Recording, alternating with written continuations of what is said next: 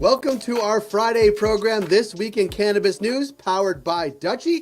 Each Friday, 10 a.m. Eastern, we'll deliver an overview of this week's cannabis news. It's quick, it's comprehensive, and it sends you into the weekend as a more informed cannabis professional. And it's all made possible by our friends at Dutchie. You can find and connect with that team through a link in the show notes and in the chat. Now, let's get to it.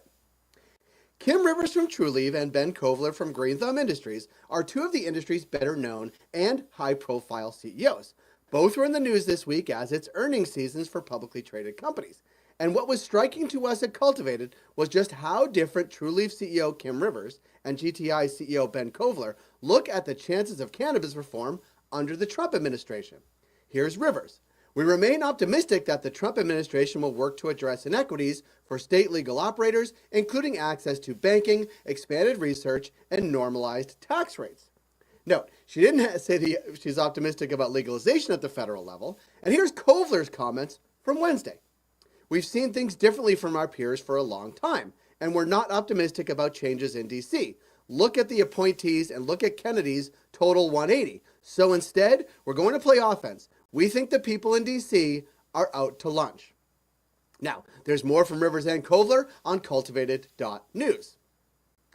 When New York legalized cannabis in 2020, when it charted, or at least attempted to chart, a different path from other states, instead of immediately opening up the industry to large, often publicly traded cannabis companies, the state sought to use the economic opportunity provided by legalization to right many of the wrongs of the war on drugs. That meant giving social equity license holders the first crack at the burgeoning market.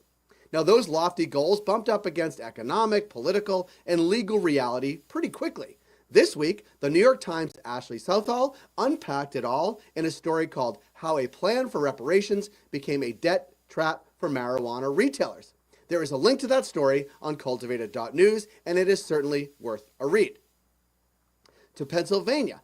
Pennsylvania Senators Dan Laughlin and Sharif Street said in a memo this week that they plan to introduce a bipartisan proposal to legalize adult-use cannabis to ensure consumer safety, boost the economy, and reduce crime.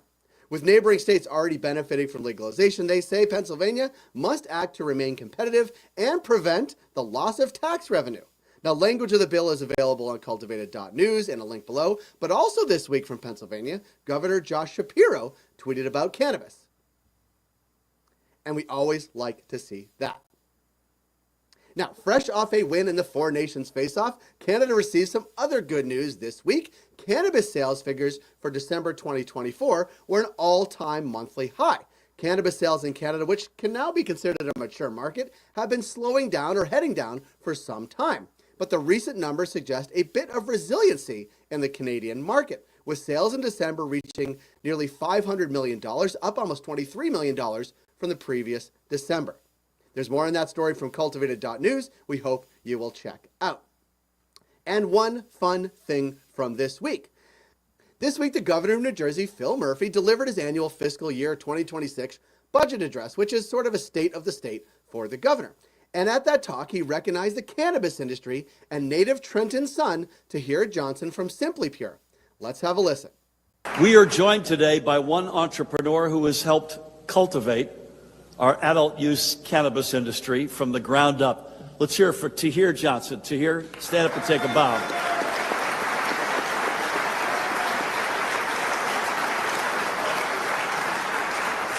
Tahir is the owner and founder of Simply Pure, a dispensary located right here in Trenton.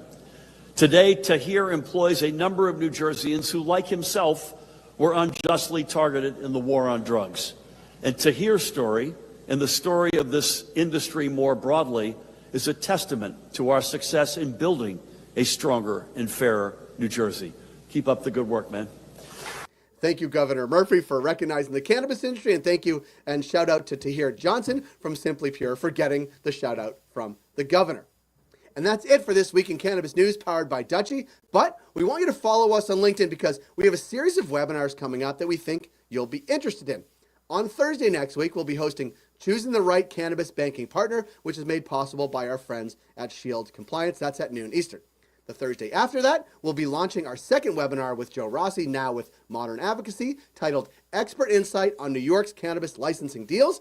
More on that on our LinkedIn page as always. Check back next Friday, 10 a.m. Eastern, right here on Cultivated's LinkedIn page and our YouTube channel. Be sure to get our newsletter inbox every morning by visiting cultivated.news. And another thank you to our partners at Dutchie who make this show possible every week. A link to find out more about Dutchie and connect with the team is in the show notes and in the chat. Have a great weekend, everyone.